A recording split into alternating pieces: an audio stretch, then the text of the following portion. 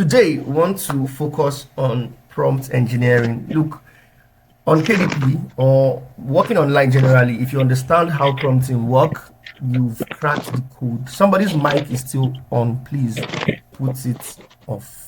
I can't. We have over 100 participants already. I can't locate the person to put it off from here. Okay, Abdulhamid, it is you. Please mute your mic, please, Abdulhamid. Okay, sorry. Yeah. So, prompt engineering. If you understand how to prompt AI in anything you are doing, you would get you don't win. Let me just put it like that. You've won if you can prompt AI, because there's nothing you cannot get out of AI. AI keeps improving. If you notice, if you are a heavy ChatGPT user, in the last three, let's say from November till now, ChatGPT, even the free version, has improved so much. One of the videos I recorded yesterday, I explained it and I showed proof of how ChatGPT has improved. Let me give you an example. If you write out 10 different recipes, let's say 10 DASH diets or 10 diabetic diet recipes, and you paste the 10 recipes, just the name of the recipes, on ChatGPT, and you tell ChatGPT to give you ingredients and description or instructions for the 10, ChatGPT is going to give you limited information. Like, it can just give you 4 recipes for each, 4 ingredients for each, and maybe 3 descriptions for each. But now, if you try it, even if you put 20, if you write 20 different recipes, I'm talking about even the free version of ChatGPT now. If you put 20 different recipes and you tell ChatGPT to give you ingredients and descriptions, cooking time, and everything for each of them at once, ChatGPT will generate the total 20, and it's going to be comprehensive. It can give you up to 10 ingredients and 10 descriptions for each, and it's going to be very comprehensive. That's a big win for us working on Amazon. So ChatGPT or prompt engineering generally is one thing that you want to learn. And I see a lot of people saying they don't know how to prompt ChatGPT, they don't know how to prompt this AI to get the best. Now, that is what we want to focus on in today's section. First of all, what is prompt engineering? Prompt engineering means curating. I hope you are with your pen and paper, or, well, you can always come back to listen to it because I'm recording this session. Prompt engineering simply means formulating or curating proper, clear, and concise instructions such that the AI understands what you want and gives you the best output. It's very simple. Prompting, I always say something. Prompting simply means instruction. How do you instruct this AI? How do you instruct this machine for it to understand what you want and give you the best output? Simple. Once you can crack the code on how to instruct, how to give it codes, instructional codes, or instructional words for it to understand what you want, it will give you the best output. And God so good, we started getting improvements in all this AI. So whenever somebody says prompting or prompt engineering or prompting fundamentals, they are simply talking about what you would put into this machine or these applications for them to give you the desired results. Now, all these things have stages. There are some elements, there are some words, there are some things that you should put inside your prompt for the machine to understand what you want. And generally, that is what we want to cover today. So, first thing you should know about AI is that this AI uses machine learning abilities. Machine, in the sense that it is a machine. Anything that can do what humans will use years to do, and it can do it in seconds or in minutes, that is a machine. Anything that makes life easy for you is a machine, in the sense that you use them to achieve your stated objective or your stated goals, is a machine. Now, learning, on the other hand, means that impacting knowledge. Now, machine learning for this AI means that all this AI, you need to teach them what you want. If you are a heavy AI user, like I said, you would know that ChatGPT or any other writer AI gives you results based on your past inquiries or based on your past usage. If you, for example, you are using ChatGPT and it is giving you, asking questions, you are interacting, and it is giving you response, and you are okay with that response, you don't tackle it and say, no, that's not what I want, no, you are wrong on this.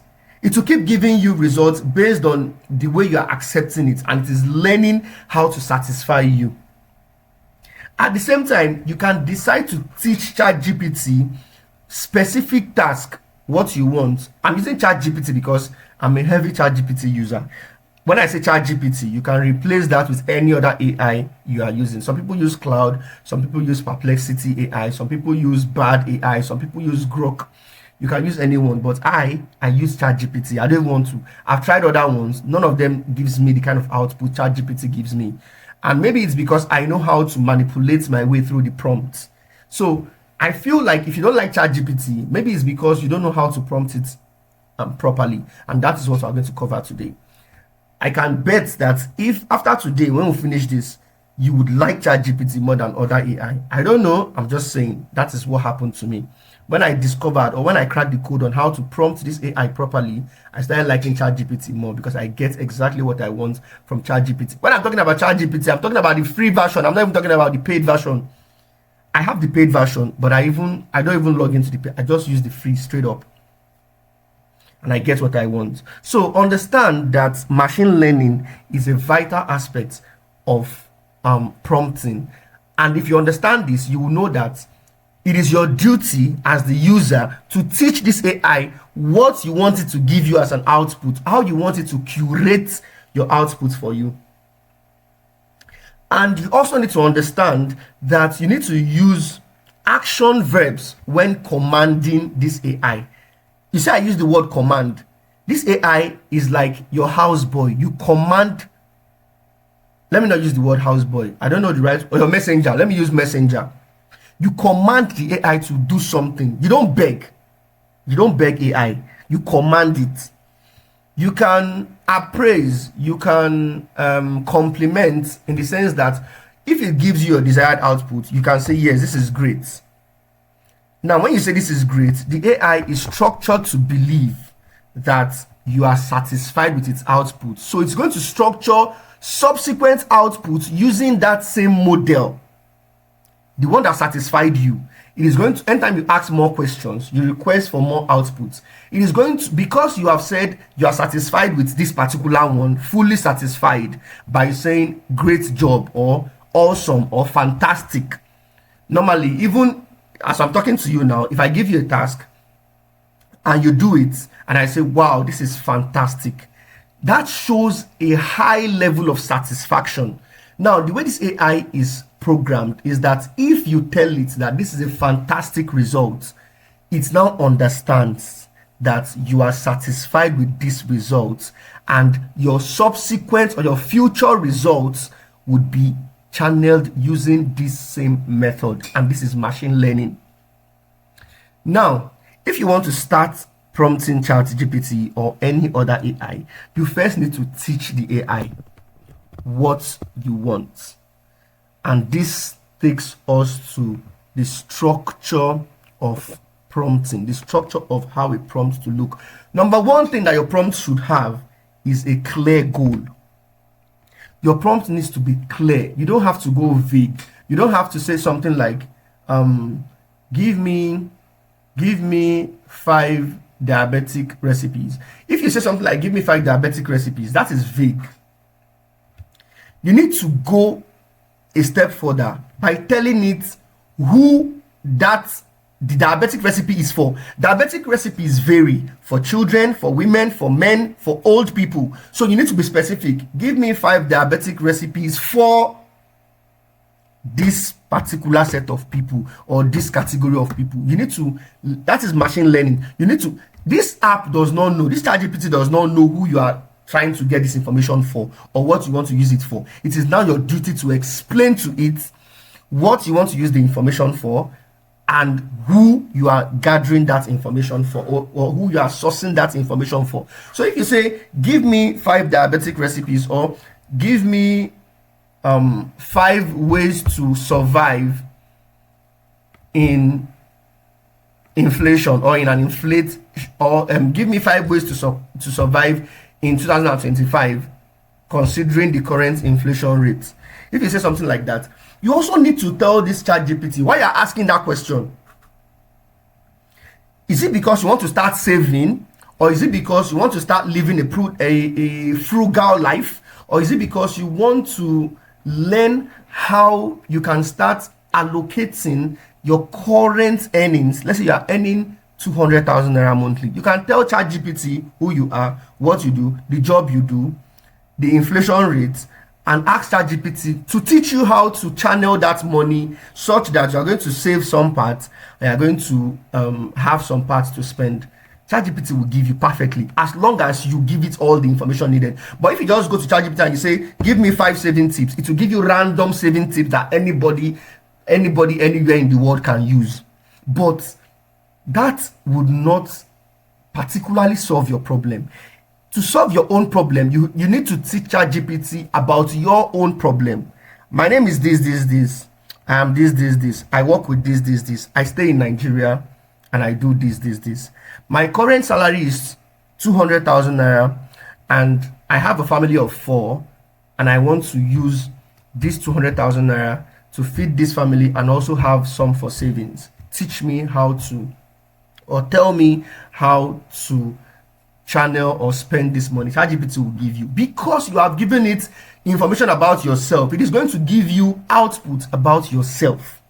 I hope this is clear. So if you understand this about ChatGPT, you are going to know, you are going to get the best output from ChatGPT or any AI. I hope this is clear. So number one thing you need to know is that you need to be clear. You need to give it clear goal. You need to be clear enough with your prompt, with your request, or with your instructions. Number 2 is something I call persona.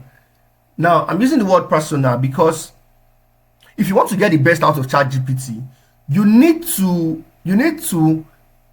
target to a professional in that field, in the sense that you need to tell ChatGPT to act like, or yes, let me use the word act like, to act like it is a professional in that field.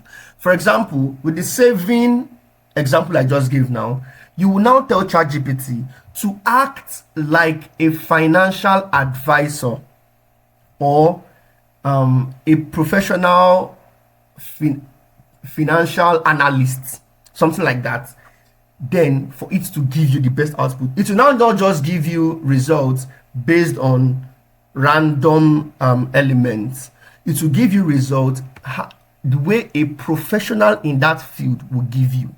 If you are creating a cookbook, for example, you will tell ChatGPT to act like either a doctor, a nutritionist, or a dietitian to give you recipes for the particular disease or ailment you are trying to get. So that is the second element you need to get the best output from your prompting. Number 1, we say clear goal. You need to be specific about what you want. If you ask ChatGPT a vague question, it will give you a vague response. But if you are specific about what you want, don't worry, after this class, I'm going to give a perfect example so you can also practicalize it on your phone or on your device, and you will see the results. You will see how different the results will be from whatever method you've been using before. So you need a persona. You need to put a personal representative, a professional that ChatGPT will look up to and act like the person to give you the best result. Number 3, length of your prompt. The length of your prompt also affects the length of your output. The first one is clear goal. The second one is a persona. Then the third one is the length of your prompt. The length of your prompt, in the sense that the more detailed your prompt is, the better the output you will get. Now, when you are giving ChatGPT details, remember the first point, clear output. Your details has to be clear too. At no point of your prompting should anything be vague. Should you leave it in the hands of ChatGPT to decide for you, except that is what you want, except you actually want ChatGPT to decide for you. and ChatGPT will give you random answers. But if you are specific with your prompting, it is going to give you answers specifically for you based on your request. So you have to make sure that your prompt is lengthy enough, it represents a persona, and it is clear enough for ChatGPT to understand. You might not understand where we are going now, but by the time we give examples, you will understand. You will see how I'll be using all these elements to create a prompt. With that, no matter the type of book you want to write, you would know how to prompt ChatGPT. If I'm going to be giving you prompts, if I give you prompts for cookbook, and I give you prompts for travel guide, and I give you prompts for self-help. Now, what happens when you want to write business and money? Will you call me to give you prompts? But if you understand how to structure your prompt yourself, no matter the type of book you want to write, you know how to structure your prompts. So we talked about length. The length of your prompt is going to determine the length of your output. This means that if you want 3,000 words, you request for 3,000 words. If you want 4,000 words, you request for 4,000 words. But at the same time, there is a limit to the number of words ChatGPT can give you at one stand. For example, if you say you want 20,000 words, ChatGPT can, whether the paid or the free, ChatGPT cannot give you 20,000 words at once. But there's a way you can do it that you will use to get 20,000 words out of ChatGPT. It's by breaking your 20,000 words into shorter or smaller chunks. You don't just go straight and ask for 20,000 words. You can get 20,000 words from ChatGPT, but you need to break it. I'm going to teach you that in another video. It is very simple. Don't stress. So the fourth one now is your output context. Like I said, don't leave things to ChatGPT to determine for you. You need to tell ChatGPT what you want and how you want it to structure it. Now, if you want your output to be in tabular form, you will tell ChatGPT to deliver it in tabular form. If you want your output to be in graph form or in charts, like a pie chart or a chart generally, pie chart, bar chart, or as a graph, ChatGPT will put it as a graph. If you want ChatGPT to put it like infographics, ChatGPT will structure it and put it in infographics. So you need to tell ChatGPT how you want it to deliver the output for you. That's another vital information. All these things matter in prompting so that ChatGPT will know everything. You see, let me give you an example. If you have a houseboy and then you want to send him to the market and you say, let's say his name, I don't want to use any name so that somebody will not say I'm using his name to mention, okay, the houseboy is legal Naira, and you say, legal Naira, come, take this 5,000 Naira, go to the market and buy soup ingredients. If I go to the market, the kind of thing I go buy for you, you go hate yourself. I go buy okra. I'll buy okra, I'll buy ogbono, I'll buy egusi, I'll buy fish. I will even omit some things because you were not specific. You just told me soup ingredients. Anything I see like a soup ingredient is what I will buy. Now, when I get back home, you now start scolding legal Naira and say, I said, you buy soup ingredients, you buy egusi, why you buy okra again? Why you can't buy salt? Oh, if I not buy Maggi now, I get Maggi for house now. It was your fault. You did not tell me things to buy and things not to buy. You didn't tell me it's the egusi you wanted to prepare. You just told me to buy soup ingredients. But if you had told me that, take this 5,000 Naira, go to the market, buy egusi soup ingredients. When I get to the market, I will not buy okra, I will not buy ogbono, I will not buy tomatoes. I'll go straight to where they sell egusi soup ingredients, and that is the only thing I'm going to buy. You can further tell me that, oh, if you want to buy seasoning, don't buy no, buy only Maggi Star or only Royco. If I get to the market, if I see where they're selling no, I will ignore it. I'll only pick Maggi Star or Royco. This is exactly how to detail your prompt for ChatGPT. So it is not different from we humans. If you just tell it, give it a random prompt, it will give you random answers. But if you are specific, you can even tell me that as you are going to the market, okay, don't buy chicken, no, I don't like chicken, buy only fish. When I get to the market, I would buy only fish. You can further tell me, if you are buying fish, I don't like Titus, so buy only egg. When I get to the market, I will not buy Titus, I will buy egg. You see that the response, that is my response to your request or to the message you sent me is more specific to what you want, and this is simply because you have taught me what you want, and when I get to the market, I will buy everything based on your request. That is machine learning. You have taught me, I have learned what you want, and I'm going to give you output based on your request. That's exactly how ChatGPT works. Now, for the output context, you can now tell me, as I was going to the market, you can now tell me that, legal, as you are going now, after buying everything, don't put it inside nylon, no. Buy a transparent container and put it inside the transparent container. That is the output. So when I come and deliver it to you, I will not deliver it inside the nylon. I will deliver it inside the transparent container. I hope this analysis is clear. So this is exactly how prompt engineering works. Now, to spice it up, you can also give it some target keywords. If, for example, you're writing a blog post, or write something like a description, or something that has to do with SEO, something that has to do with ranking, you can now tell ChatGPT to include some keywords, some SEO rich keywords, so that it will help your book rank high. This is optional though. For example, you're writing the book interior, you don't need any SEO in your book interior, you don't need SEO. But if you're writing something like a description or title or subtitle or even 7 backend keyword, something that the algorithm needs to use in ranking your book or your products, then you can now tell ChatGPT to include, you can give it a list of keywords that you want it to include inside it. And the winning formula, the exact winning formula for prompt engineering is examples. If you cite examples inside your prompts, ChatGPT already knows what you want.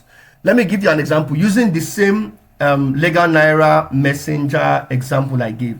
You can now tell me, as you're sending me the message to the market, you can now tell me that buy all the ingredients because I want to prepare the soup exactly the way, which eatery am I going to use now? Sweet Sensation used to prepare their egusi. Now, if I get to the market, I'll be buying only the things that Sweet Sensation used to use when they are preparing their egusi. If Sweet Sensation used to put ginger in their egusi, I'll buy ginger. If Sweet Sensation used to put garlic in their egusi, I'll buy garlic. Because you have told me that you want me to buy the ingredients, the egusi ingredients, based on the way Sweet Sensation used to make their own egusi. So if you give ChatGPT an example, this is not compulsory though. If you give ChatGPT an example, it is going to give you a more specific output that would meet your demand and fit into the content you are writing. I hope this is clear. Now, to crown this all up, you need to give ChatGPT a tone. When you're writing something, when you're writing a book, you're writing any type of content, you need to give it a tone. Remember that ChatGPT does not have emotion. It is a machine. It is a robot. Robots don't have emotion. They act based on codes.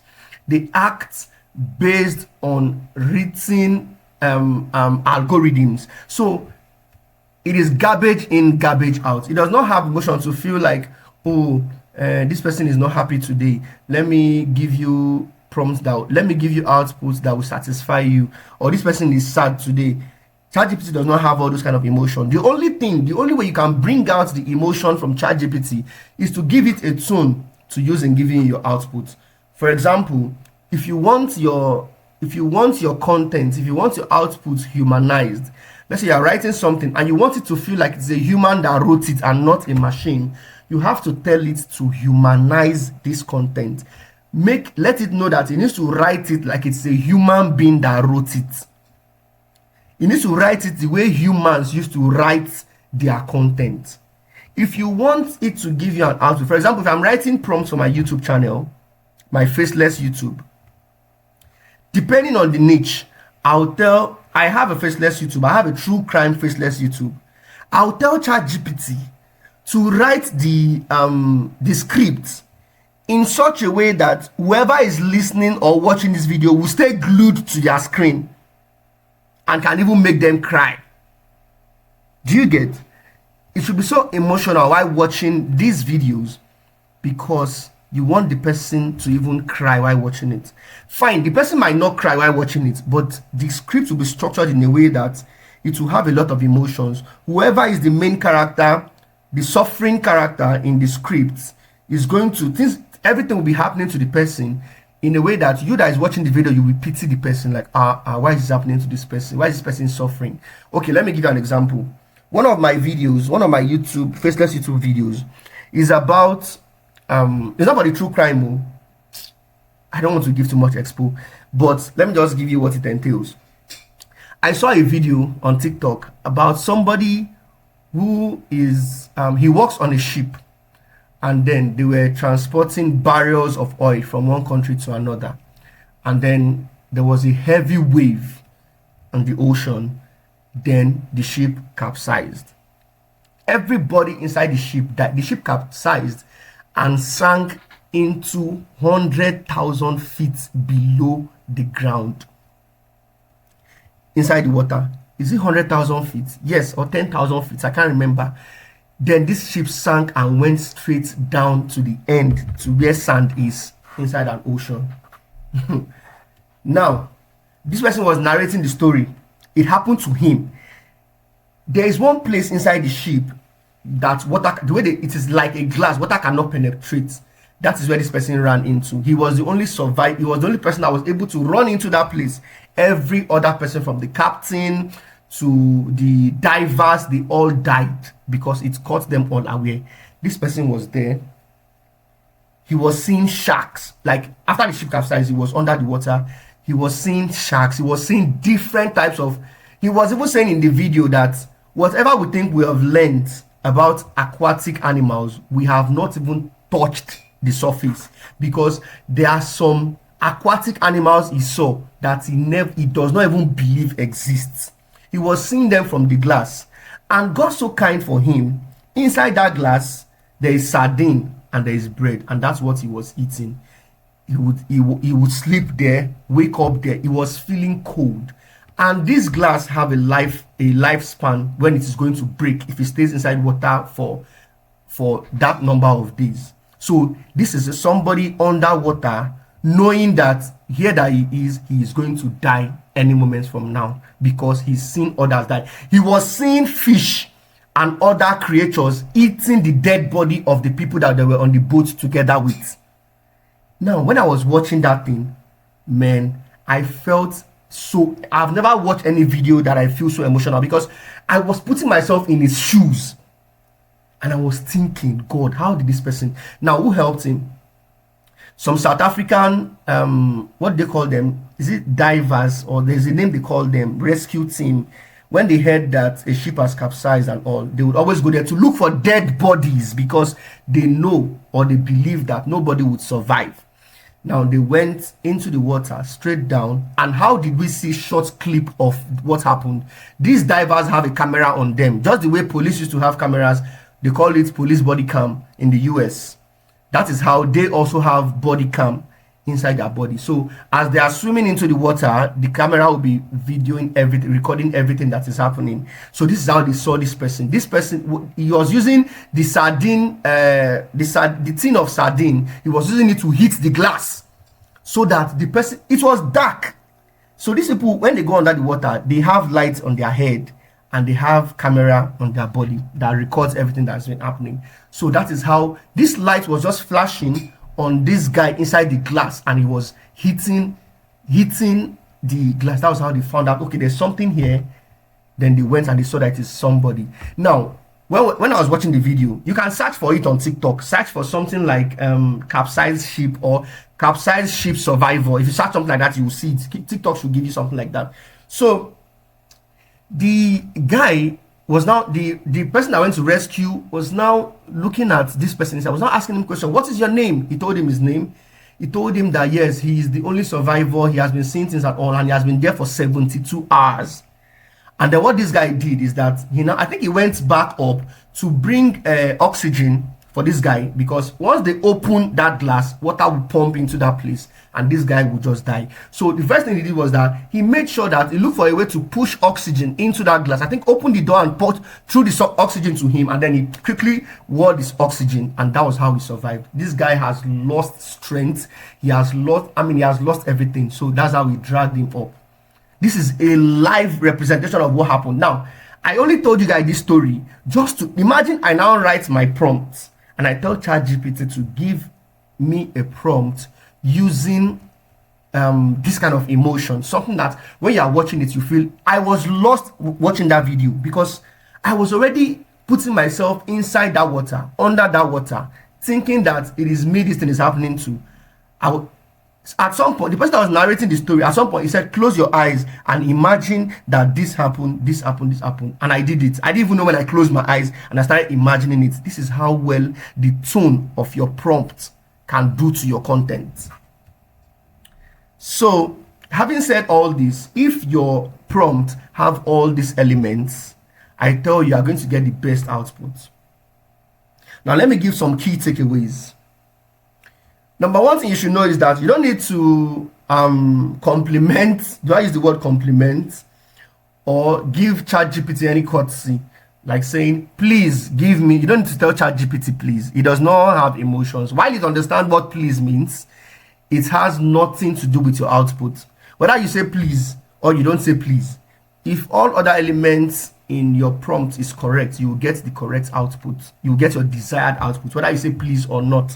So you don't need to beg ChatGPT and say, please give me. You don't need all that. Another thing you need to do is that you have to be direct and specific with your request. Like I said earlier, clear and concise goal. You need to be direct and specific. After now, I'm going to take examples so you will see. Another thing you should note is that there are some foul words that ChatGPT or AI generally does not accept.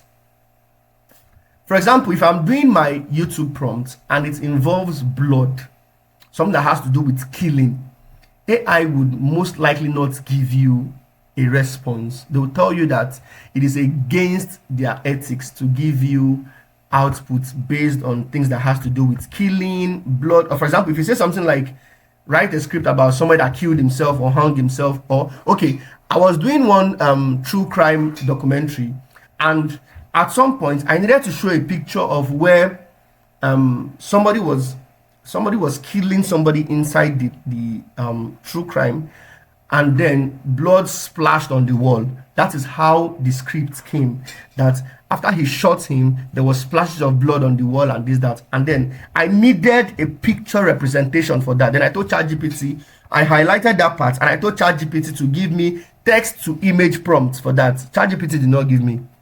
It didn't give me. It told me that, I think that I've forgotten the word it used, but it did not give me.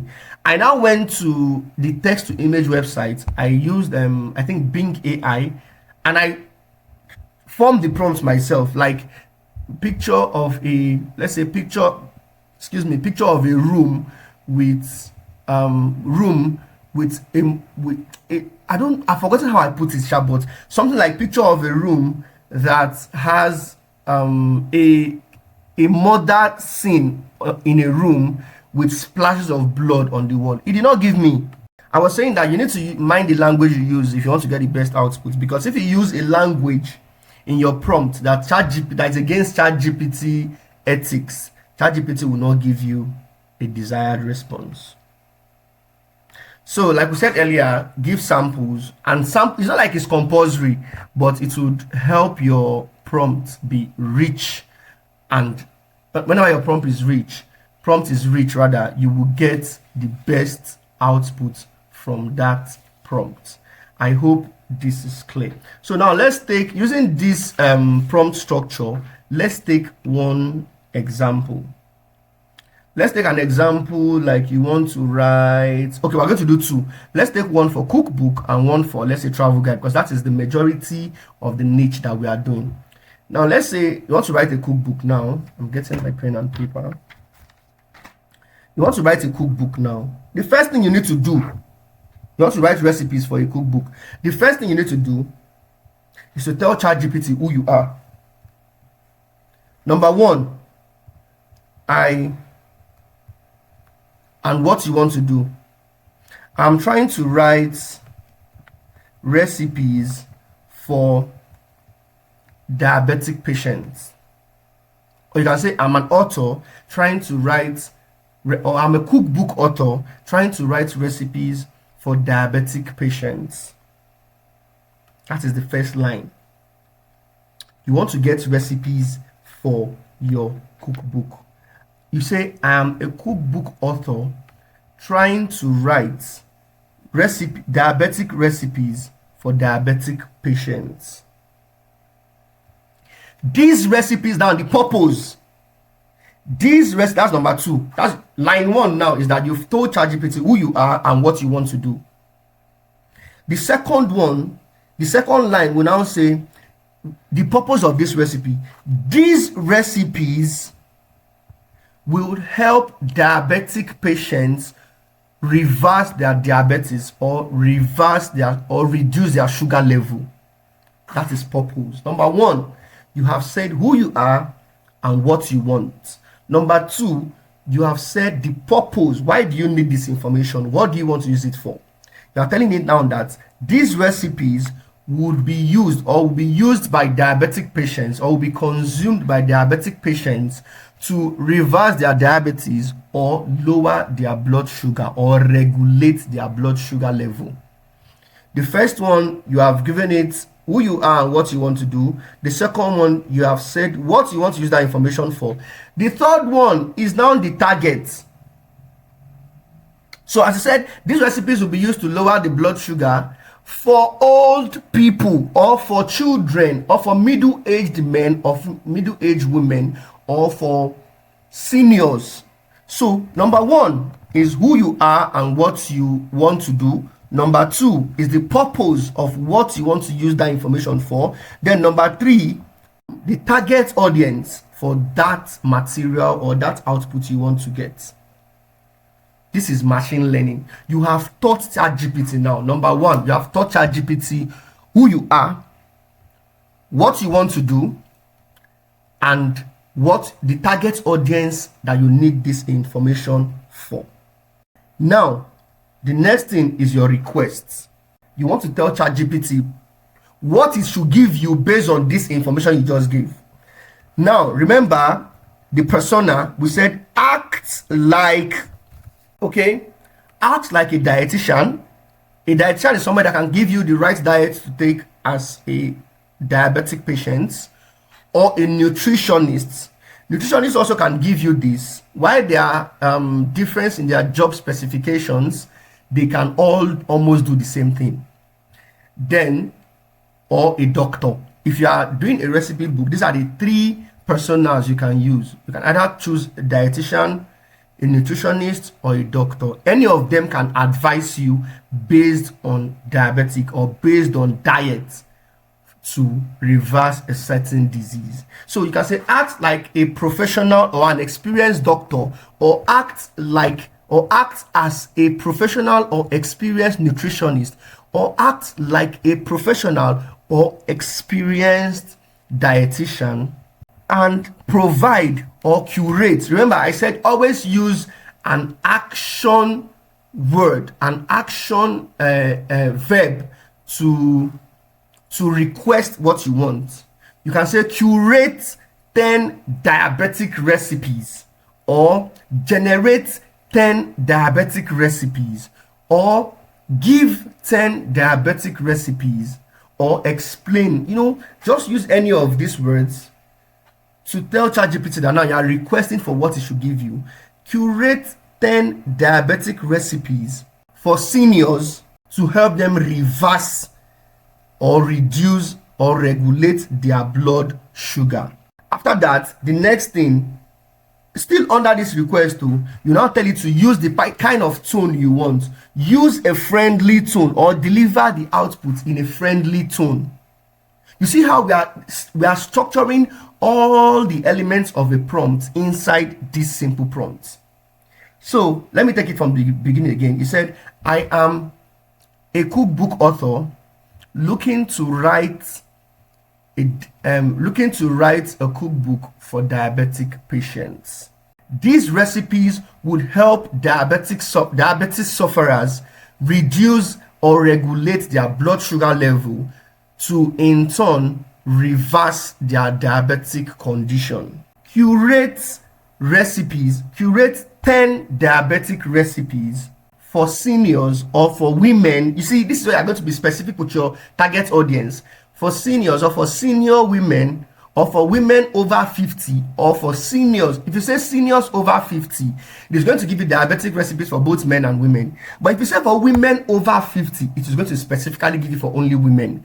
If you say for men over 50, it will specifically give you for men over 50. So curate 10 diabetic breakfast. You see, if you don't tell it whether you want breakfast or lunch or dinner, it will give you random ones that inside that 10, you'll see some for breakfast, you'll see some for lunch, some for dinner, some for dessert, some for drinks, or some for smoothies. But if you are specific that you want only breakfast recipes, you will say curate 10 breakfast recipes for seniors over 40 or for seniors over 50 that can help them reverse their diabetic condition by reducing their blood sugar level. This prompt is comprehensive enough for anything you want to do.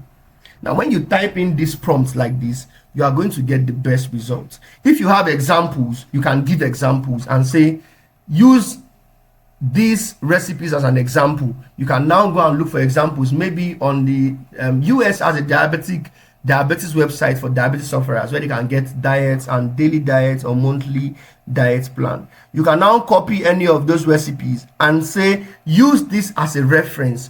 Okay, now let me give you another big expo. You don't even need to copy the recipes. You can just go to any diabetes website on Google and diabetes diet website on Google and copy the link.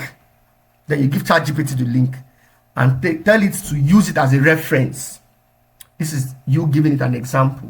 Just paste the link and tell it to use it as a reference while curating the recipes for you. Deliver the output in a friendly tone or deliver the output in a tabular form. Anyhow you want it to deliver, just tell it. So if you check this prompt now, this short prompt that I just gave you now, it covers everything we talk about in the machine learning and how to structure your prompt. Once you do this, you are going to get the best output.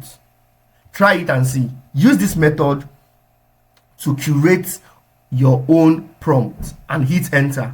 You will see what will happen.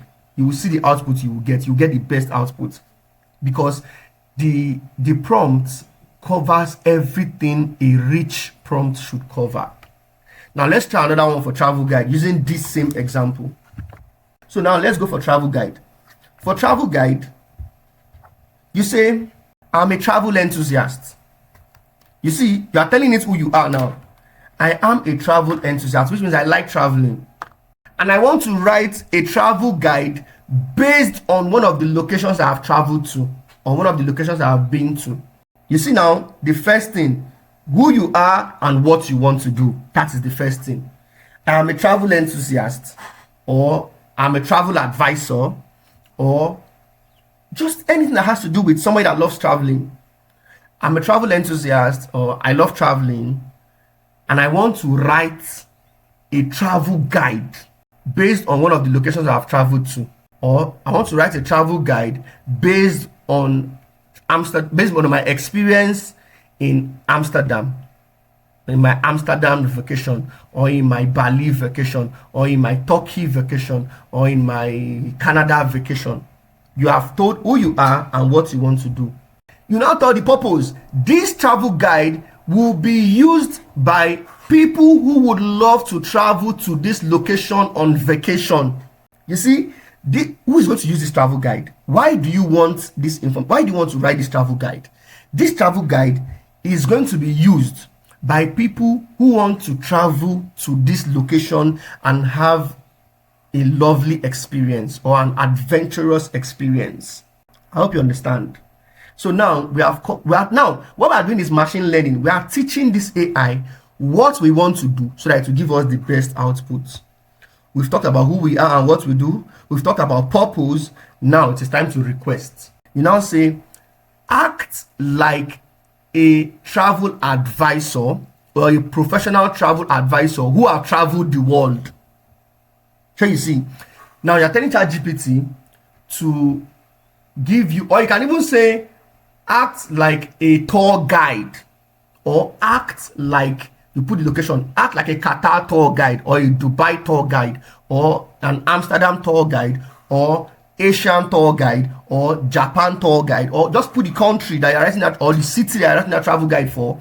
Tell it to act like a tour guide in that city and provide you with so information. You can start with table of contents.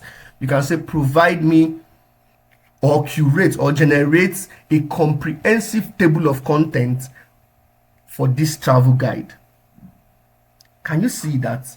You have told who you are, what you want to do, the target audience for this travel guide, and you are telling it to act like a professional in that field to give you or generate or curate a table of contents for you.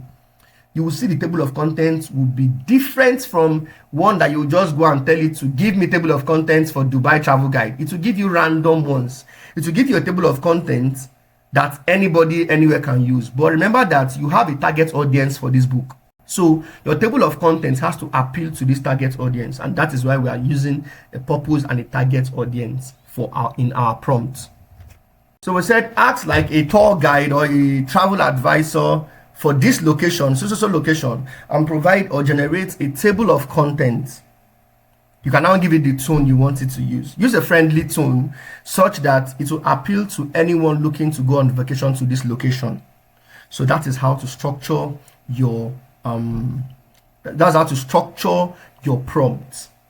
The same way you're going to do it when you want to start generating the content. But I always say something, I don't advise that you use Chatgpt or any AI to write a travel guide. The limit you can go is to use it to write the table of contents and some elements inside the travel guide. You don't have to, you cannot use, because Chatgpt does not know some information about the location you are going. Chatgpt it will not have accurate information about it. So your best bet is using Google. You can use Google to get the information you want and then tell Chatgpt to rewrite it and make it unique and humanize it. That is one you can use perfectly for travel guide. But for any other type of book, Chatgpt can do it perfectly. For self-help, Chatgpt can write you a complete self-help book. For cookbook, Chatgpt can write you a complete cookbook. I've taught you guys how to verify recipes. There is nothing like Chatgpt is giving us recipes that does not exist, or Chatgpt is giving us wrong recipes. Now lie. Whatever recipe Chatgpt gives you, go and verify it on Google. You will see people giving their reviews about that recipe. Chatgpt will give you the best of these recipes, so that we verify the recipes online. You will see that they exist. So I hope I've been able to teach you how to prompt Chatgpt or any other AI to get the best output. But you need to note something. The way to prompt AI for writing of content is different from the way you prompt it to generate images. The best way to use AI to generate image is to tell Chatgpt to give you text to image prompt. Let me give you the prompt I used to use. I'll just say, act like a professional act like a professional text to image prompt engineer. Act like a professional text to image prompt engineer and generate text to image prompts for so purpose, or text to image prompts for each of the recipes above. Chatgpt will give you text to image prompts. All you need to do is to copy the text to image prompts, the prompt it gave you, and then go and use it on the text to image website. Once you paste it, it will give you fantastic image. That is how I generate my prompts for text to image. So everything I've explained here, there's a video for it. That's how I get my text to image prompts. So everything I said here today, there's a video for it. Don't worry, when we get to book writing, that is in the next module, that's module 6. Everything I said here will be shown to you visually and practically. Thank you very much. Let's take a few questions and we'll be done. I think we spent 1 hour in this section, which is okay. So let's take some questions for the next 20 minutes and we'll round up. If you want to ask a question, please signify and I'll allow you to speak. So Olaore Olawale, let's hear from you. I've allowed you to speak. Olaore Olawale Lexol, I've allowed you to speak too. Let's make it snappy. Just make your questions very fast. Nation, I'm allowing you to speak to. Anybody that comes up first, you can now ask your question. So who do we have here? Good evening. Always Mo. Always Mo, you can now. Oh, is anybody speaking? Good evening. Good evening. Okay, Lexol. Yes, my name is Shola. All right. I want to ask, how do I generate pictures, images for travel guide book? Okay, like I said, you don't use Chatgpt to generate such images, except you don't want to give the exact location you are trying to generate image for. But let me first tell you something. Image is not compulsory. It is good, but it is not compulsory. Okay, especially if your travel guide is in black and white. It is not compulsory. It is good, like I said, because if you see how black and white images used to look in the picture, it in a book rather, it will not even give you, it will not give the satisfaction it's supposed to give if it is in black and white. For example, I want to go to Lagos and you put the black and white picture of National Theatre. I would not, or the black and white picture of a beach. It will not satisfy me as it's supposed, as if it is colored. So if you're going to be putting images in your book, it is recommended that you make it a colored travel guide. However, this is not compulsory. So, like I said, if you want to get images for your travel guide, I have a video on this Telegram. If you are my old students, you will know, but if you're not my old students, don't worry. When we do travel guide, I'll show the video. But what the video specifically entails is that it is going to show you where to get real life pictures of any location in the world. As long as people go there for vacation, people will snap pictures and they will upload it. And when they upload it, there's a way to get all those pictures. Now, these pictures, we don't tag them as copyright pictures because they are actually uploading it on what's the right word to use now? On a free website where anybody, in short, the purpose of them uploading those pictures is for others to see how that place look, so that you can use that to make your decision whether to go on vacation to that place or not. So if you have that kind of picture in your book, you are not violating any rule, because the picture inside your book is also satisfying, or is also satisfying the purpose at which it was uploaded in the first place. For example, if I want to go to vacation to Lagos and I go to National Theatre as or National Museum as one of the places I go, I'll take pictures. And I don't even necessarily have to, it doesn't have to be picture of me. It can be picture of the museums or the elements in the museum, and I'll upload it on these websites so that people who have intention to go to this museum can go and see these pictures and then use it to make their decision whether to go or not, or to see how the place looks. So if I have that picture inside my book too, it's going to be serving the same purpose, because obviously I'm putting this picture inside this book for people who are planning to go to this same museum in this location to figure out or to see how the place looks, exactly how it looks, so that they can make their decision to go or whether not to go. So there are websites where I'm going to expose to everyone very soon. It's on this Telegram. If you can scroll up, you will see travel guide. It's like 5 comprehensive travel guide videos on this Telegram we are using now. You will see it and you'll see the video there. You will see the websites where you can download these pictures and you don't have any issues, because the pictures are not copyrighted. Okay. I have another question. Okay, please go ahead. Is it compulsory to add images when writing cookbook? It is not, like I said, image is not compulsory. There are cookbooks without images that are doing very well. Okay, let me ask you a question. If you are watching a video on Netflix and the video is not subtitled, will you still enjoy watching the video? Yes, I will. Definitely. But if it was subtitled, what will it do? It will just increase your experience with watching it, so that any part of the speech that you omit, you can quickly check the subtitle, right? Okay. That's exactly what pictures do to your book. As long as the recipe, everything, the information in the book is correct, anybody that follows the recipe would cook or prepare the exact recipe. But if they make a mistake or they omit something, because you have a picture inside the book, they can now look at the picture and compare it to what they've produced or what they've cooked, or the food they've prepared, to know whether they got it right or not. It does not mean that if they don't see the picture, their food is not well prepared. as long as they follow the instructions properly. So I hope that you understand what I said. At the same time, if you have images in your book, it is always recommended that you make it colored so that the people will have the best experience using that book. But even if it is black and white, it is not still bad. But colored is just the best. I hope this is clear. However, if you don't have images in your book, you are still doing it right. But if you have images, it makes your interior looks appealing and it makes it look fine for people to want to, especially if you use it for A+ content. When they see it, they will fall in love with it because it looks appealing. So that's it. Images does two things majorly. One, to make them see what the recipe looks like before they even make it, or what it looks like after they make it. They're easy to compare, or makes your book appealing, beautifies your book interior. That's the two major things, nothing more. Thank you very much. I hope I answered your question correctly. Abdul, please ask your question.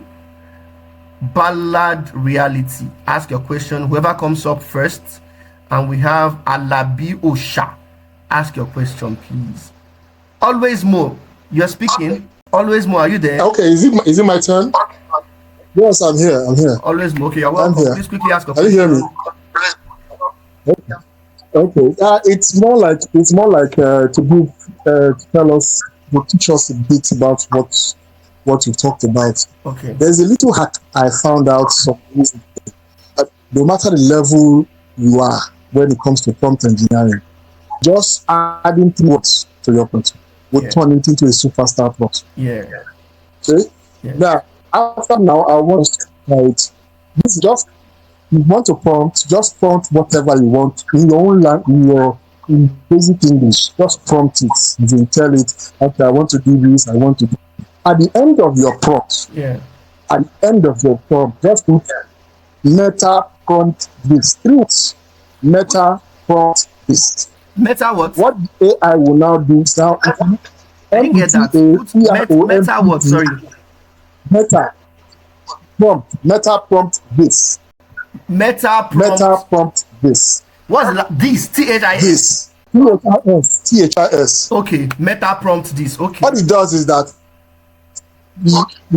now, yes, everything you have typed that you want, it will now look at it and refine it in such a way that you'll be surprised that the AI could do this. I want everyone to try it after you finish. Just type after you finish. Just type meta prompt this. Like meta Simple. on Facebook. That's all you need to do. META, yes. Then prompt. Yes, then this meta prompt. META. Okay, yes. Thank you very much for sharing. And see what the result it will give you. All right. So that prompt will not be what we now use to do. All right. Okay. Thank you very much. Thank you very much. Always More. I appreciate you. Good evening. Wahid. Hello. My Good evening. How far now? I'm fine. Thank you, sir. Hello. Bros, I can hear you. What's up? I can hear you. Speak up. The question that I want to ask is that there's this new cookbook that I just found. There's what? Sorry, I didn't get you. You are far from your microphone. This cookbook that I'm writing on recently. Okay. So, checking the review, I saw that a lot of buyers are complaining about AI generated images. Okay. Please, Olawale. Wait, Olawale, please, Olawale, wait. Abdul is on, please. I hear. So someone told me that I can get images from Pinterest and just use it directly on my book. I just want to confirm if it's true. Please don't. Pinterest images belong to somebody, and they have not. If you check Pinterest terms and conditions, they don't give you the right to use their images inside any book. Please. But one thing you can do, let me tell you what you can do. If you get an image from Pinterest, you upload the image to Chatgpt and tell Chatgpt to give you prompt, text to image prompt to get that kind of image. Chatgpt will give you, then you take the text to image prompt to image FX or ideogram to generate your own image. You will see it will give you something very similar to that. Okay. That's what you should do. But don't use exactly the image you get from Pinterest, please. Just download the image. Rather than use it in your book, take it to ChatGPT, upload the image to ChatGPT, and tell it to give you the text to image prompt to get this exact image. ChatGPT will give you the prompt. Then you take it to ideogram or image FX and then upload and then post the prompt there, and it will give you something very, very similar to that, something that you can use in your own book to depict that exact image. Thank you very much. Yes, thank you. All right. Hello. Yes, is this Alabi Osha? Hello, good evening. Good evening. Yes, Alabi Osha. Yes, I have two requests, actually. Okay, please go ahead. First, I have a prospect that bought the course today, but she's here today. Today, right? Yes. I've seen it. Don't worry. After this class, the person will be attended to. I've gotten the mail. Okay. Let's back to Cookbook now.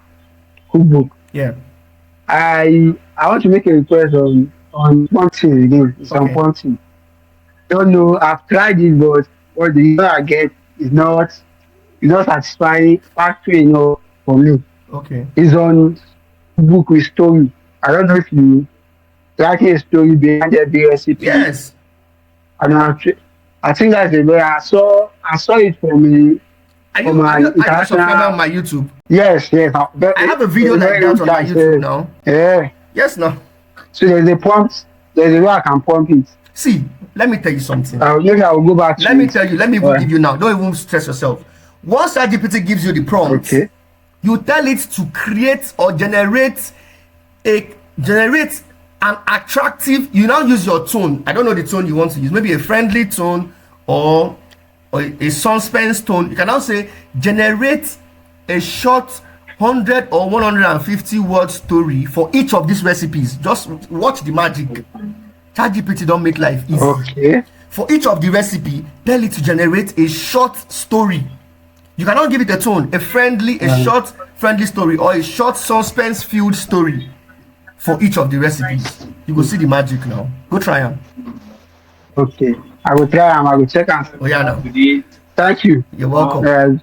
Boss. Yes, boss. So we have Dominic. I'll take 2 or 3 more people. Dominic, Adam, and Seth. S-E-T-H. Who do we have here?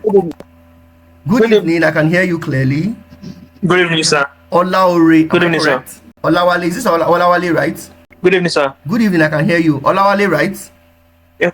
No, Set of Christ. Oh, good evening. Okay. All right. You're welcome. All right, sir. You mentioned something about us not using ChatGPT for our travel guide. Yes. How about we use Gemini AI since it has access to type information? Google information. Yes. I support that. But please, anything Gemini AI gives you, try to verify it. Verify and make sure the information is correct. Let me give you an example why I said you should verify it. After COVID-19, it's at a certain museum. Yes, you are correct. Olaore, please wait. I'm attending to somebody. After COVID-19, Olawale, yes. Oh God. Please hold on. Can you hear me? After COVID-19, a certain museum in Dubai was renovated. Well done. I appreciate your efforts. Olaore, can you hear me? Hello. Okay. Olaore, can you hear me? Network. Okay, please. As I was saying, I said after COVID-19, one museum in Dubai was renovated for 2 years, but somebody uploaded a Dubai travel guide in 2021. That is after the renovation started. And this person now put this museum. Meanwhile, while they were renovating this museum, the museum was closed for 2 years. Now, this person did not put this information. This person now puts this museum based on the information Chatgpt gave him from before the COVID-19 period. So now that this person has this information, how did I find out this? I saw it in the review that in this book, this museum still exists. In fact, when the person had to even go to the museum before they found out the museum has been closed for 2 years or since last year, and then it was not specified inside this travel guide that was published in 2021. Do you see what I'm saying? So if, for example, Chatgpt gives you information, or even Gemini AI gives you information like this, please verify on Google, because things like that will always be on Google. You will not tell me that if you go and search Google for this kind of museum, you would see that it is on hold, that they are renovating it. So you can now omit that or put it in your book that this particular museum is good to go when you go to Dubai, but for now it is being renovated. So this is why I said ChatGPT cannot give you accurate information, but Gemini AI, having full access to Google, should be able to do that. But however, all in all, please always verify the information. Thank you very much. Now, Thank you, sir. you're welcome. So, Olaore, I hope you can still speak now. Olaore, are you there? Dominic Onyedikachi. Coach John, please, let's allow you to speak. Coach John and Adam. Coach John. Good evening, sir. Good evening. Who do we have here? Coach John or Adam? Yeah, this is Chukwemeka Donald or Coach John. Okay, Coach John, you're welcome. You're welcome. Okay, sir, please, my main concern now is on account creation. I know you. Okay, yes. So some people are saying that the best way now is to, if you're creating with Nigeria account, you create with everything, call IROS, get EIN number, all those stuff. Yes. So I don't know. The thing is really, really frustrating. Please, what's the way forward? Are we no more using US? The way forward, as much as I know, is still the US. But you see, like I told you guys in the group today, I said I'm investigating this account blocking thing. And I think, I'm not certain yet, I think it's because we used fake bank information to create our US account. That's why all these things, they happen. But I'm not certain yet, but I think that is one of the reasons. So what we're going to be doing now is that if they've not terminated your account and use fake bank information, please quickly create your GigPay. I'll upload the GigPay video tonight. I've finished the video, I'm just editing it. How to create your GigPay in 5 minutes. In 5 minutes, you get your GigPay account and you quickly update the information. But if you already have, I'm also going to give a template on how to get the accounts back. Possibly, I hope that works. I'm dropping that tonight too. And then when you get the accounts back, you quickly watch the GigPay video, create your GigPay account, and then update your information fast. So if it is the termination, if that's what is causing termination, that is going to be the instant solution for that. So whether they've terminated or not, I'm going to drop the 2 solutions and I hope it works. One that I'm sure would work is the one that they've not terminated at all. If once you update it, it will work, because I've done 2 accounts like that and they are safe. But if they already terminated it, I'm going to send like 3 different appeal formats that we can use to appeal, and I pray and hope that we get the accounts back. But even if we don't, well, it's just one of those things. We just have to create new accounts. But when doing this time, we are going to create the GigPay account first, because we need the information as our bank information before we create our KDP account. I'm going to do that very soon. Okay, thank you so much, sir. You're thank welcome. You. But for now, I'm not still on the Nigerian account side. I'm on the US account side, because I have been using it successfully. People around me that I thought have been using it successfully. So I'm still standing on the US, but with the complete information. No fake information this time. Okay, sir. Thank you. You're welcome. So who else do we have? What's the time? We have 1 minute more. And I have a lot of people that wants to. Okay, let me allow Abdulhamid. Yes. Alabi. Yes, bro. We've asked a question before. No, I want to ask something before. Okay. On self-help, what gift or what can we add as a gift that they will scan on our self-help? Let me say business, under close to business and money. For business and money, I can't think of anything right now. Okay, I've marked your name. Please just send me a reminder in the night. I will think of something. Okay. I can't think of anything, but most times it depends on the type of business and money book you're writing. The type of business and money book you're writing will give you an idea of the kind of gift you should put inside. But I'll think of something and I'll get back to you. All right, boss. Yeah. So, who else? Let's take 1 or 2 more, and then we'll go, because I know most the Muslims here would need to go and do some prayer before they break their fast. So we have Abe. I can take Abe and Akinyemi. Who do we have here? Hello. Good evening. Yeah. So recently my account has been open since 2021, so it hasn't 2020 what? any 2021. Okay, but I wasn't using it. Okay. I wasn't using it then. So Okay. I opened other US accounts. I was with Uncle Fenga. I bought his what is called the workbook Okay. books. Okay. So all of those. So when the Amazon had issues and were canceling all the workbooks, so it was one of the account got terminated. Was the second one. So all of the For me, I'm workbooks very were now lucky. blocked. My workbook account is still intact and it's still printing dollars. So I know unpublished Though I mean, books. I just left it and it's still there. In fact, I've made like 4 sales today. yeah. Wow, you are so lucky. But Very, yeah, very I made lucky. some sales. They paid that, but all the books were now blocked completely. So I now archived them. So recently, I published on the book. That was the I published on the book. So immediately was just blocked straight. Yes. And so I was afraid to publish on the book. Now the account is there. It was just left there. So I'm now asking that for how long can I wait till I can start publishing on the account again, because I don't want it to be terminated. That thing, I don't know if I can call it lock. Once they block a book in an account, that's the end. Though. Books will not go live. It's hard for books to go live there.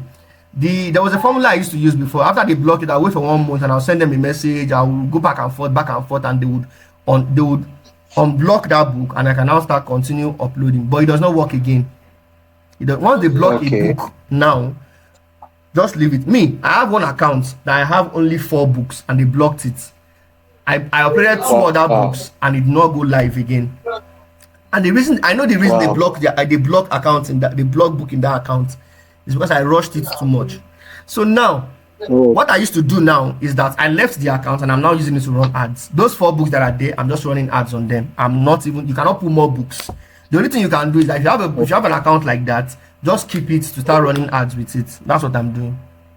But so because you want to continue now, you have to create another account. Okay, so that one I left it there since last year. So my original account that I opened with my real name, everything that I've been running since 2021. So book usually go live on it anytime. So but recently Amazon has sent me a message that that in one of my books that I entered the wrong metadata that is confusing. So I searched all of the books. I couldn't find the book. I now sent a message that maybe it was a wrong book. Maybe it was the wrong message. So they now said they were very sorry. But before that, I wrote a book recently. So once I published the book, I wanted to publish it on a paperback, but it was a kind of workbook like.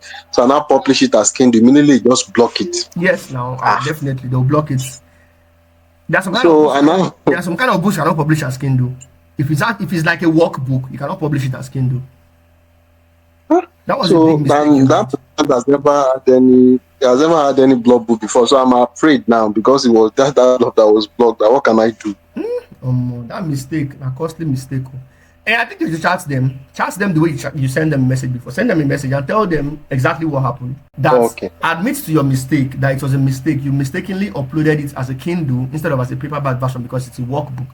So tell them that you want them to you want them to send it to draft so you can upload it as paperback. Tell them that and get the response from them, because this is not I've uploaded the paperback version. I've gone live. Then just leave it now. Don't stress yourself again. If you upload another book, have you tried uploading another book? Yeah, I'm still I've not uploaded another book. No, upload another book. Don't worry. Upload another book. Let's see. Since the paperback went live, wait, which one is it, the Kindle or the paperback that you uploaded first? I uploaded the Kindle first, and they blocked it. Then you uploaded paperback and it went live. And the paperback went live. Now it will go live. Upload another book. It will go live, but just make sure you don't make some mistakes again. Okay. All right. Thank you. You're welcome. Can we take one more person? King Chika. Good evening. Who do we have here? My name is August. This is Abby, right? Yes, sir. Okay, Abby. I think this is that person we're going to take for today. I want to talk about the prompt engineering methods. Yeah. Yesterday, I discovered something on Chatgpt. Okay. I asked him, he gave me a prompt that I can use for a travel guide and table of content, and he gave me best prompt. Yes. And I use it on DeepSeek AI. Yes. Okay. And the thing is absolutely great. I saw he gave me best table of content. Yes. Okay. So is it advisable to ask him to give me? I even omitted that. It's good. It's good. You can actually. That's another thing. If you are clueless about what to do, Tell ChatGPT to give you a prompt that you can use for example, you want to write a cookbook. Tell ChatGPT that I'm clueless about a prompt to use in creating a cookbook for. Then you give her the title. It will give you the prompts to use in generating that cookbook from table of content to conclusion. That's another secret. That's another hack. Thank you for even sharing this. In fact, I'm even glad I allowed you to speak. If you are clueless about, I use this most times on YouTube. If you are clueless about what to even write as a prompt, tell ChatGPT that you are clueless, and if you give you a prompt about something that you want to write, how you should structure it, it will give you the prompt, and then you now use the prompt. You can use the prompt on ChatGPT or go to any other AI to use it. Thank you very much for sharing. Yes, I have a question I want to ask you. Okay. About you said a word of content that it cannot create you 20 words. 20,000 words at a time. 20,000 words at a time. Yes. But you can I ask him to give me? I mean, I want to ask you, how many words can I create for a subchapter on a travel guide? Like I'm writing a travel guide, and about the introduction is supposed to be like 500 words. Yes. And the subchapter, what next? About what to use this book for? How many words can I use? I mean, can I ask him to? You see, it's not. There is no one size fits all for all books. If I say 500 words, it does not mean that everybody has to be doing 500 words. If you want to do that, first thing you will do, you test the waters. Tell it to give you. Don't give it number of words. Just tell it to give you contents for this subtitle or this subheading, and see what to give. If you're not satisfied, you now see the number of words it gave you. If it is not comprehensive enough, let's say it gave you 300 words, and that 300 words you're not satisfied with it, you can now tell it to make it 500 words. Okay. And if it gave you 1,000 words and if it's too much, you will tell it to reduce it to maybe 600 words. Okay, I should gain idea from him. Yes, you get idea from it. Then what it gives you, if it gives you only 300 words and the 300 words covers what you want, you are okay with it. But if it does not cover, you cannot tell it to make it 500 words and add this and this. Oh, okay, sir. But I cannot ask him to give me to write a complete chapter for me. You can. You can tell it to write the complete chapter for you. Okay. You definitely can. If it is ChatGPT that gave you the table of contents, or even DeepSeek gave you the table of contents, the best way to get the bulky words like 20,000 words or 10,000 words is to do the book content chapter by chapter. Don't just tell it to write everything at once. It will give you nonsense. But if you tell it to complete chapter 1 above, it will give you chapter 1. Then you now proceed to chapter 2. If it does not give you comprehensive information, you will tell it to give you chapter 1 you tell it to give you based on each of the subheadings. And you cannot tell it to give 1,000 words for each subheading in chapter 1 above. Though that is what I did yesterday, but I was just asking, maybe it's good to go, or yes, it is good. As long as the information you get is what you want, is desired, then you are good to go. Thank you, sir. All right, bro. Thank you very much. Yes, we are going to round up this session. Hello, sir. Please let me just be the last person. Who is this? Who is this? Abdulhamid. Abdulhamid. Okay. Yes, sir. It is based on this example that you gave. That is where my question arises regarding this Dubai stuff that you just give examples. Okay. I have watched the video around 12 noon today. Okay. So I was curious to know, how do I verify those informations given to me by Gemini to know that they were truly correct or what? Yes. One thing you should do is that tell Gemini to put a reference link in every content it gives you. Okay. That's one. It will give you a link. That's sure. If you tell it to give, if you tell ChatGPT to put reference link in all its content, it will put a reference link. Then you click on the reference link and see maybe the information it's giving you is actually correct. And that reference link will be somebody's website. Okay. So you got to check the website and be sure that it is true. This thing exists. And on that website, you check the comments. In most blogs, people used to leave comments. You check the comments to see if the information on that blog is true. That's one. Number two, you can go on Google randomly and search information about that thing. For example, let's say it tells you, ChatGPT gives you 5 different museums to go to in Dubai. You would now go and check, you pick the names of the the museums one by one and search them on Google. Each museum will have a website. That's how you get all the information. If the museum is under renovation, they'll put it on the website that is under renovation. Okay. Yes, that's how you do. Then another question, sir. Sorry, the last question. Okay.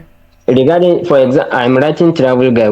When I came to top attractions, hotels, and itineraries, for example, can I prompt ChatGPT, for example, to so hotel to at least give me 1,000 words information about so hotel and take it one by one? What you do is to go to the hotel. If ChatGPT will give you the hotel. In fact, I don't even advise you use ChatGPT to get the hotel. Use Google to get the hotels. If you are writing a Dubai travel guide and you want to get hotels in Dubai, type it on Google, top 10 hotels or best romantic hotels or best budget-friendly hotels in Dubai. It will give you the hotels. Then you copy them. Each of these hotels have websites. You copy the website. You see the website there. That's it. And the website is there if you want to book ahead. You copy the website link and tell chat on the website. They will put about the hotel. They will put the pictures of the hotel. They will put when they started the hotel, their hospitality, what they do, their values, everything. They'll put it on the website. You copy the link and then take it to ChatGPT and tell ChatGPT to give you 1,000 words about this hotel. Thank you, sir. Jazakallah khairan. It will give you can even tell it that you want to use the information to put in your Dubai travel guide where you want people to read about this hotel before they get to the hotel or before they decide to take the hotel. So you give ChatGPT all this information and give it the link, the website link as a reference link. It will go to the website and curate all the information you need for your travel guide for that hotel and give it to you. Jazakallah khairan, sir. Yeah, thank you. You're welcome. So thank you very much for listening to today's section. God, I beg we cannot take more people. I'm sorry, please. let's take the question and answer. Let's take the question and answer to WhatsApp, please. I beg you, please. You're already spending too much time. I need to go and pray. And get ready for... WhatsApp. What do you say? It's about WhatsApp, sir. Okay. I lost my phone and I couldn't retrieve the number because I don't have a registered name to that number. Okay. It belongs to my late cousin. So there's no way for me to access the WhatsApp group 3. And I've been trying to reach you on WhatsApp. Send me your former number and send me your new number. Send it to me now. Okay, I'll send it to you now, sir. All right. So thank you very much for watching. We're going to have another session on Saturday or Sunday. I said Saturday before, but I think I'm going to have an engagement on Saturday. But on Sunday, Saturday or Sunday, I'll communicate the time. So we'll have we'll have the section, and that's going to be about. Don't worry, I'll communicate it on the WhatsApp group. Thank you very much for watching. I'll see you in the next session. Bye. Thank you, sir. Yeah. Mashallah. Thank you, sir. Very much appreciated. You're welcome. Thank you, sir. Madam Mubarak.